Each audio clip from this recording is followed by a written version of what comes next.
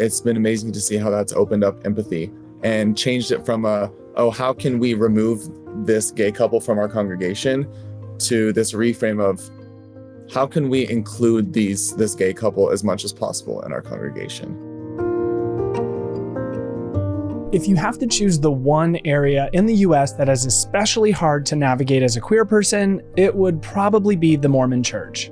But that hasn't stopped our guest today from fighting for a world where their faith and their relationship can coexist. This week on Pride, we are thrilled to welcome back Charlie Bird, who first shared his compelling journey as an out gay Mormon with us back in 2020.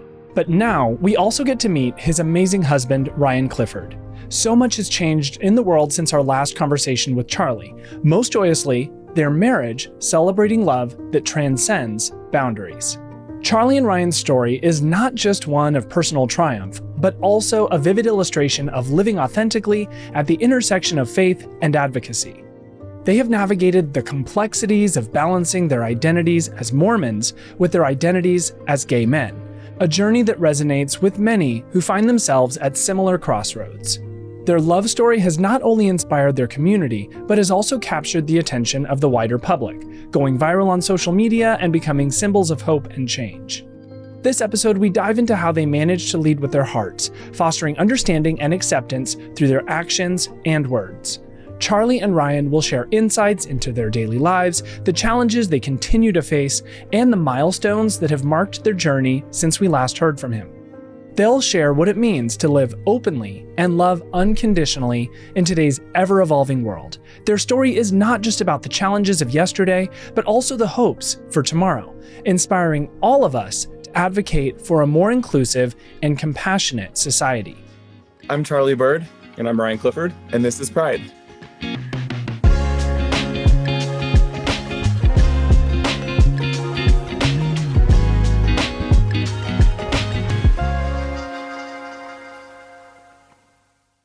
Okay, Charlie, it's been a really long time since you've been on the podcast. The last time I talked to you, you were single, you were still in school, you were kind of recently out, your first book was coming out. So catch me up on the last 3 years of your life.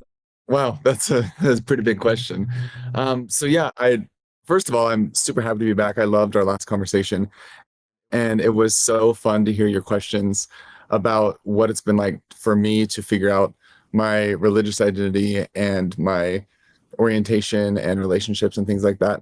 But yeah, last time we talked, I was a master's student at Brigham Young University studying social work, and I feel nervous talking about this for some reason. I talk about this all the time. I don't know why I just had some butterflies. But I had just released a book. I'm a member of the Church of Jesus Christ of Latter-day Saints. Many people know it as the Mormon Church. And I published this book and really worked with the church's publishing company to try to create a resource for other queer members of the church and their families to try to foster some bridge building and understanding. And that was a really big project to take on. And that's actually what led me into the mental health field, studying social work. And I'm now a clinical therapist, and I work with LGBTQ individuals who are struggling with, all sorts of mental health issues. And a lot of those stem from complications with the socialization of church and family. And so I think I've grown a lot in this space, and it's been a really fulfilling and meaningful thing to kind of like try to become the person that my younger self needed growing up in this environment. And through that, I met this hunk of muscle next to me here. This is my husband, Ryan. We got married about 9 months ago. Mm-hmm. Yeah. Do you want to introduce yourself? Yeah. I don't really have any credentials in this space, but my name is Ryan, and I feel like I've kind of dipped my toes in this a little bit just because Charlie is so good at it and is kind of a face that people recognize in the space. And so when I got married to him, people were, also looking at me, which was strange. I was like, what? You want me to say something like prolific?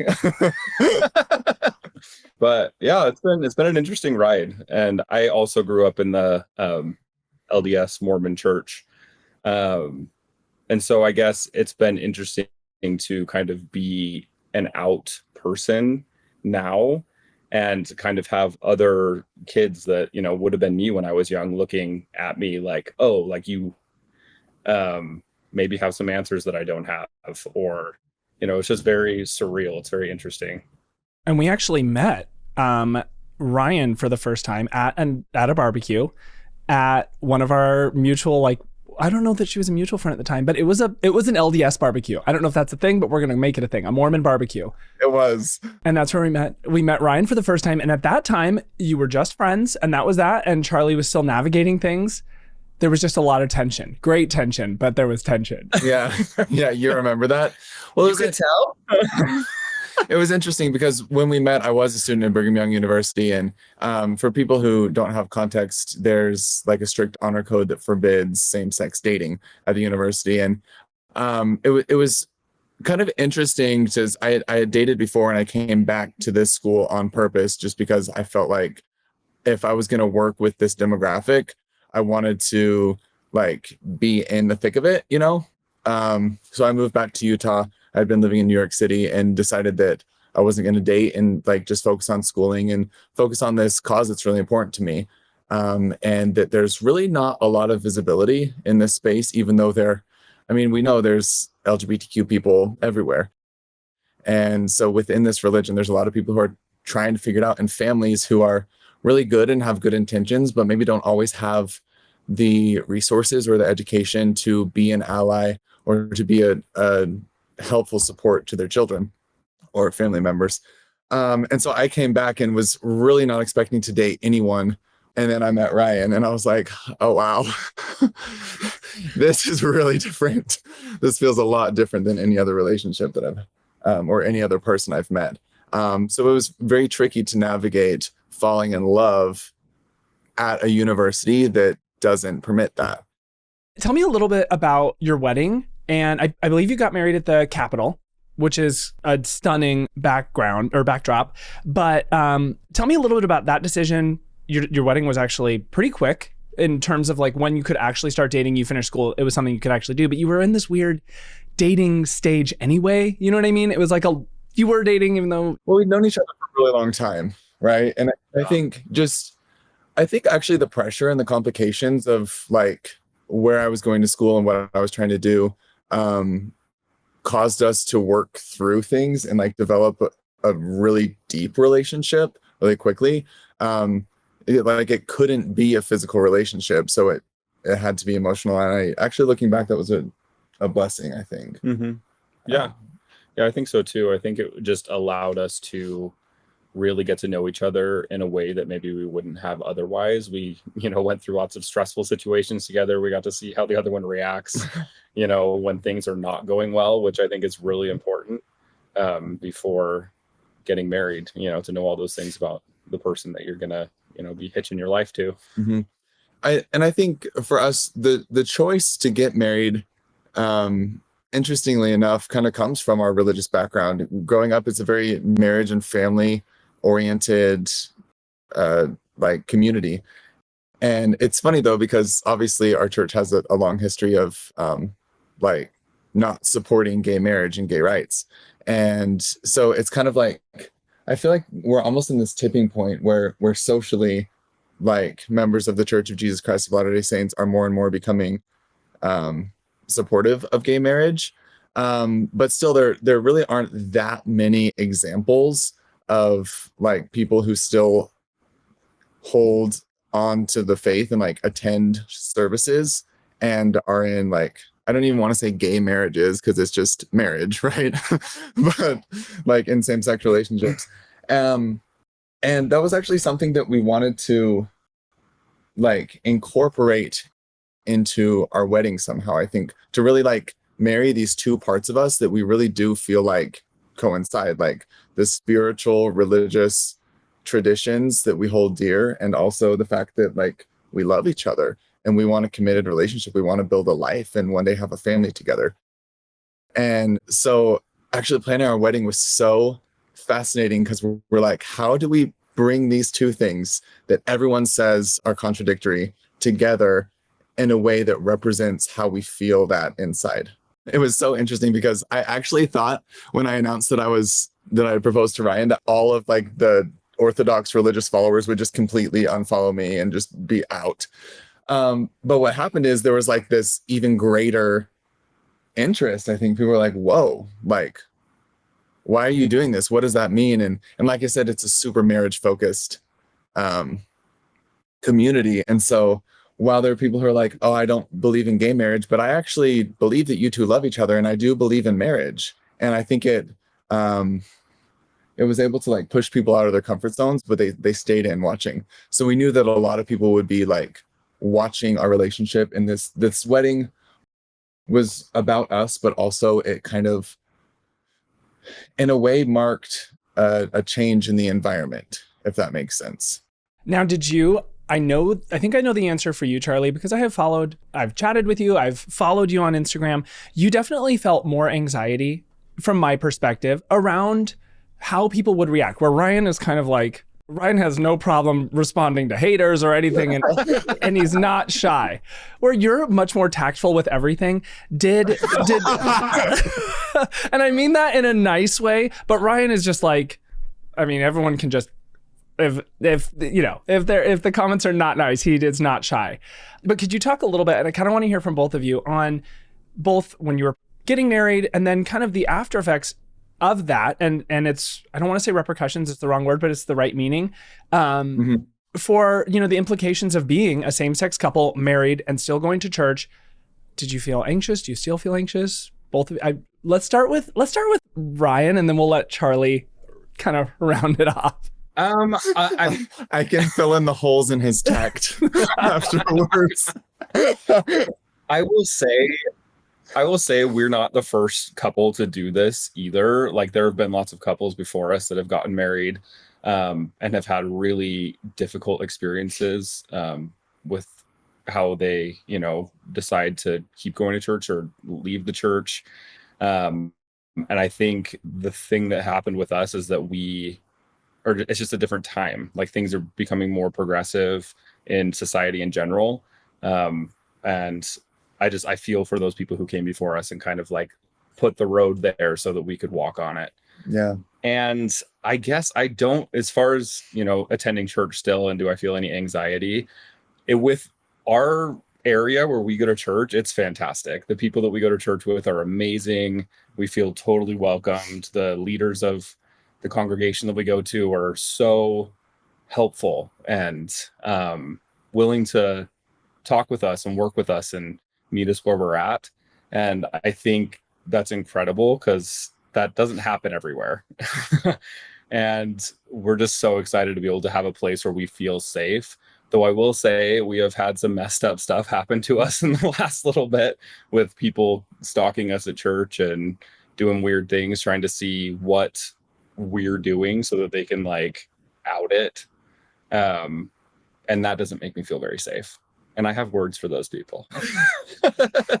Was interesting because I feel like you married me and all of a sudden we're under public scrutiny. Like the marriage was the catalyst in some weird way. Yeah, well, it's like, it really was. Well, it's like a line in the sand. It's like you went for it, It's like, whereas before it's kind of viewed in a weird way. Like, if you decide to be like sexually active, that's like something that you can repent of, But when you decide to get married, it's like, oh, you've drawn the line in the sand and this is what you've decided to do. And I think that it kind of polarized people in certain ways, whereas like the Orthodox people were just like, okay, well, you decided to do that, so we're out.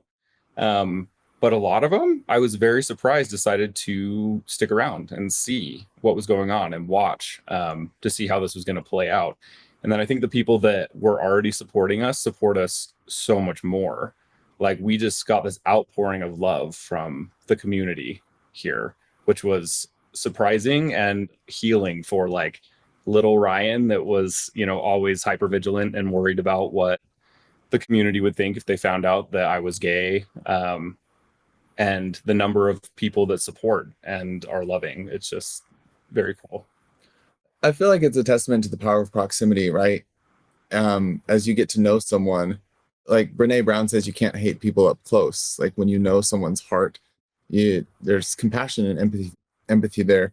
And it's been really fascinating to have like parasocial proximity for so many people. Because I think we really have tried to be as vulnerable as we can and really show what this process has looked like for us, from coming home from church missions and I went to a church school, and then coming out and like trying to incorporate all of these things that, like I said, people view as contradictory and in many ways kind of are. Um, and really shoot for real authenticity to who we are in all aspects of us. People have been able to watch that and feel proximity. And I think it's given people a greater window of tolerance for seeing a gay couple, for watching a gay couple and accepting a gay couple, which many people in our religious community have never done. And, you know, in years prior, it's been like, avoid, right? Gay is bad, gay is sinful, just completely don't even look at it. And I feel very honored to have people be interested, if that makes sense. Is it fair to say that, I mean, from like an outsider perspective, it does seem like, I think the wards, or what they're referred to in the Mormon church, are very different, right? You can be in a very conservative ward where the congregation may not be as accepting, or one that is very accepting. And that's kind of something that people who are outside of the Mormon church don't get. You know, they kind of think of everything as the same, where in a lot of ways it's like these small churches within the church, and they all kind of, not that they have their own rules, but people are more tolerant or progressive in some than others. Yeah, I would actually look at it like, for like US citizens, to think of states or countries, right, that are more accepting of LGBTQ people and gay couples versus not. The same thing happens because these ward units you're talking about, which are local congregations, are based on geographic location, right? So if you're in Manhattan in New York City, it's likely that you'll be accepted differently than if you're in rural Kentucky, right? There's a lot of variation in the way people are treated. And, you know, with the power of social media, it's a connector. It kind of like breaks geographic boundaries. And so we've been able to feel support from like members of our religion across all like state and national boundaries. And I think that's kind of been invigorating to be like, oh, like even if these people don't accept me, even if these extended family members don't talk to me anymore, there are people who, like, there is hope here, right? There is change. And it's almost like advocacy in the form of honesty, if that makes sense. Like talking about what's hard and talking about what's true for us, and then allowing people to use that information to check their biases, really.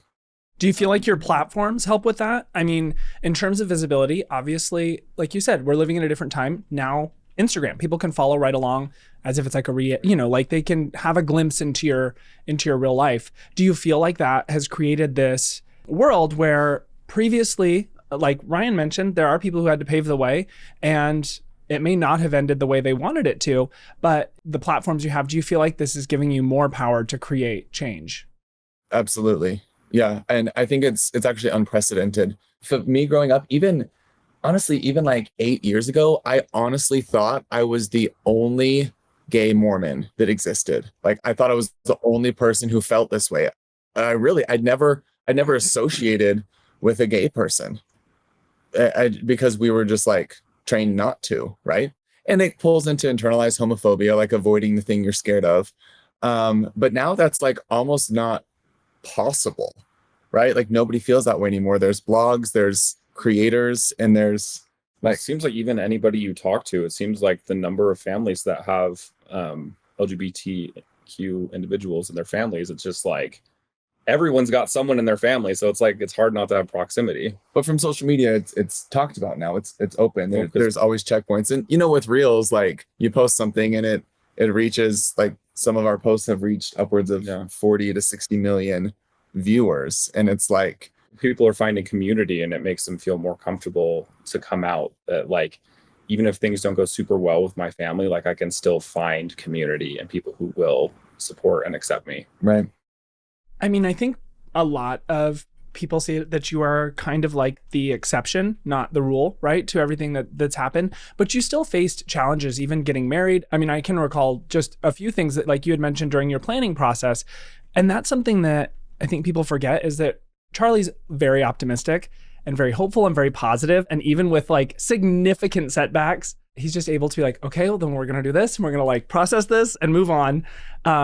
But I do feel like it's important for other LGBTQ members who are still trying to, have their faith in the LDS church to know that like you're still dealing with lots of things that you're having to overcome. It's not like all, rainbows. No, it's not. Yeah. It's actually very few rainbows sometimes. We need more rainbows. Well, and it's also really interesting. And I think I used the word tipping point earlier, but really like the relationship we have and like the level of church activity that we're able to maintain as a gay couple really has only even been possible very recently as church policy has adjusted or sometimes dramatically changed. And so, for example, between the years of 2015 to 2019, there was a church-wide policy implemented where children of same-sex couples were unable to be baptized, and same-sex married couples were up for immediate excommunication, which is actually a retired term now. There's a lot of vernacular here. I'll try to explain it well. Now they call this membership removal, but that's basically like breaking your ties, like forcibly, like removing the church records, like erasing you from the church. And this was absolutely devastating, right? It was so hard, and I'm actually going to get emotional because I have really dear friends who wanted to be part of their religious community and worship with the people they grew up with, but then were erased, And for 4 years, that was the actual policy. And it also it pulls on my heartstrings because that's when I was coming out between the years of 2015 and 2019 and doing a lot of personal work. And that was hard for me to have to prepare for that, Like when I was newly out, I was like, okay, I need to somehow emotionally prepare myself for my eventual excommunication. And it was harrowing. It was just really, really difficult. And then in early 2019, that policy was reversed, and which felt weird again too, right? It's just like, okay, whoa, new landscape now. And so these days it's kind of like more up to those local congregations, like leaders of local congregations will like assess somebody's like a gay couple's this sounds so bad. Sound great. It sounds like what it is. Like they'll assess they'll like assess the worthiness and like determine how much church participation someone's able to have. It's just kind of different because like truly if we would have been married 3 years earlier, we would have been like no questions asked, excommunicated, erased. And now it's like, well, it depends. So we're operating in that it depends space, and it's definitely comes with its own anxieties. But I think for me, that's just made me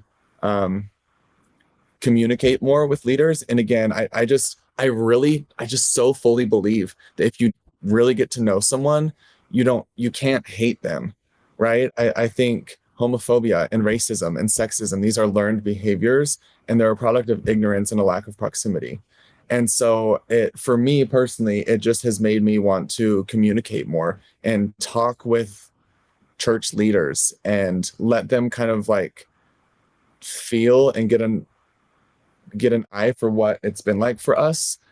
And I think it's been amazing to see how that's opened up empathy and changed it from how can we remove this gay couple from our congregation to this reframe of how can we include this gay couple as much as possible in our congregation.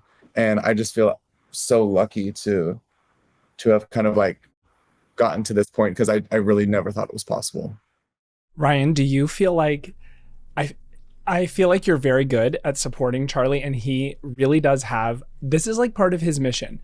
Do you feel like it would have become part of your mission had you never met Charlie? Like, would this have been part of your path? I don't know. I don't think so. I think that when I met Charlie, my life pivoted in a way that I didn't imagine, in a good way. Because I think it can be easy when you come out, especially in a strict religious community, to want to pendulum swing all the way the other way, and denounce everything that I've ever believed or loved. and kind of swing for the fences. And I don't know that that's always the healthiest option.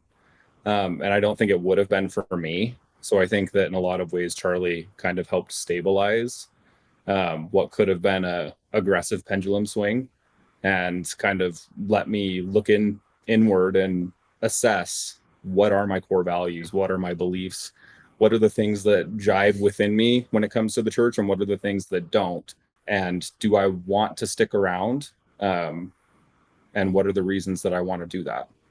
So it was just very kind of an introspective experience, and I think it was, I'm really grateful for that. I think it was really healthy. I love him. I really love him.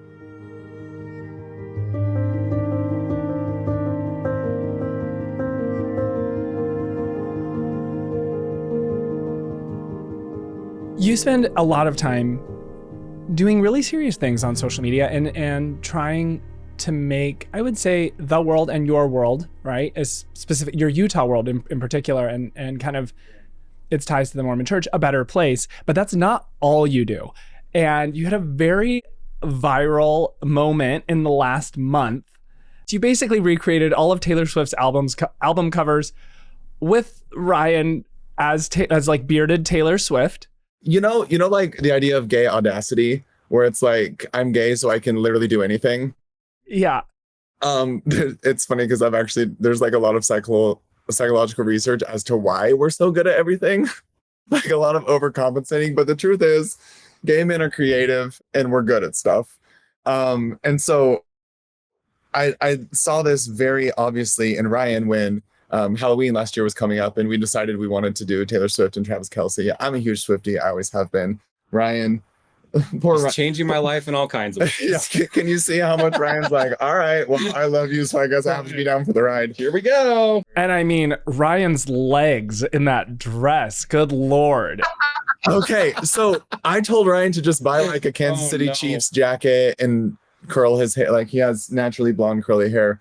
And Ryan's gay audacity decided that he was going to spend like 48 hours hand stitching sequins and create an exact replica. Which is also very Mormon that he could do that. You know, that he's like, I need a needle and thread. I'm going to recreate this costume.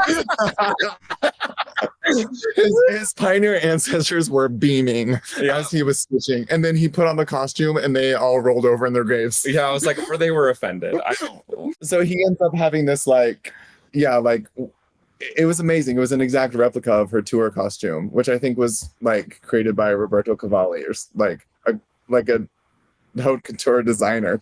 Mine looks better from far away. But yeah, that went viral, and people just thought it was so funny to see this, like, because here's the thing, it wasn't drag. It was Taylor. It was Taylor with a beard.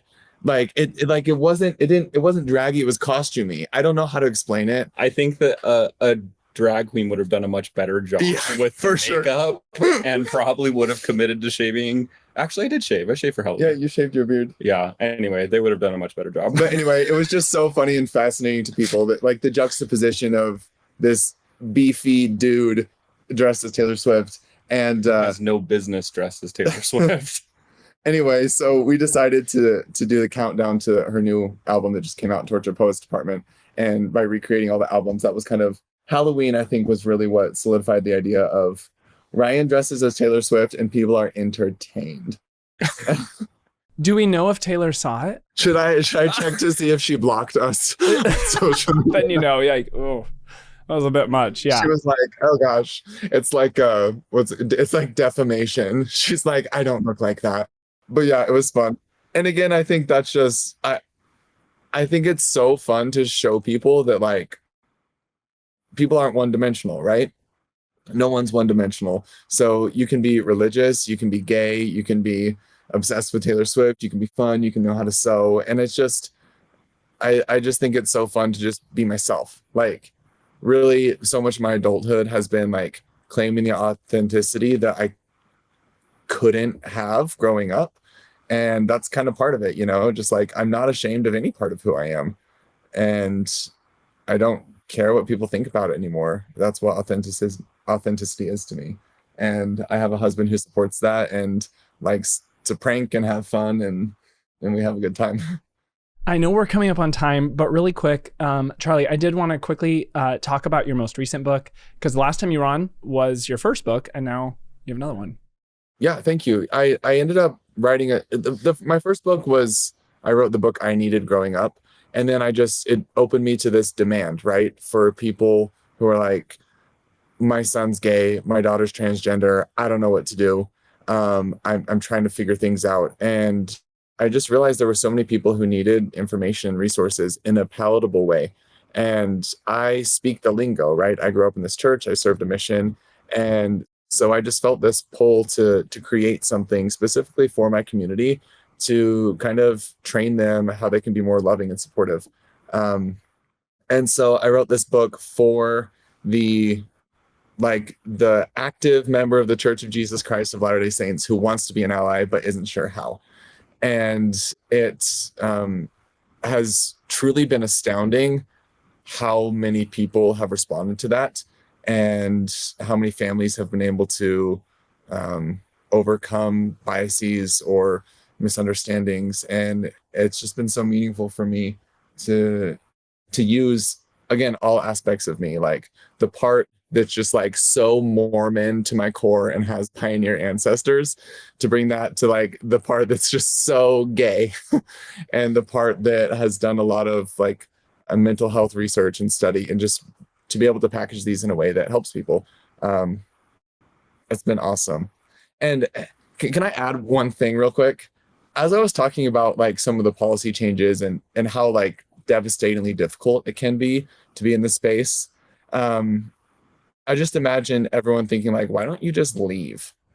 Like, why on earth would you put yourself through that? And sometimes I don't know. Sometimes I'm like, woo, I'm still here, you know? But one thing that actually both these communities have taught me is like the importance of following your heart. And so from a religious side, like we believe that we're like divine and we can connect with the divine. And the queer community has just taught me so much about authenticity and about like boldly and bravely being who you are. And for me, like authenticity looks like bringing together both these sides of me, to have these spiritual connections with my family and my religion, to sing the hymns I've sung all growing up, to worship in the language that makes sense to me, but also to do it in a way that reflects the beautiful way that I believe I was created, and can honor the love that I have for my husband and show up in that way. And so I don't know if that makes sense to people who don't grow up this way, but I mean, my ancestors like crossed the plains and were religiously persecuted and like were pioneers. And I feel like there's that little pioneer that's still in me that's like, you know what? There is ground to cover here. Is there something to be said about taking the small victories that you win and just allowing progress to be incremental, slow, or fast? Yeah, I think it's really hard in any like advocacy situation to have like heavy expectations, right? And to take on, like to personally take on the responsibility for progress is really, really difficult. But I can lift where I stand and I can light the space that I can light. And if that helps someone, that's awesome. And if someone doesn't need that or want that, that's also awesome, you know? And I think just, I don't know, honoring everyone where they're at is important, whether they are religious or not, or however you identify and whatever that looks like for you. I think you should be loved and supported where you are. And there's a lot of people where I am that aren't, and I want them to be.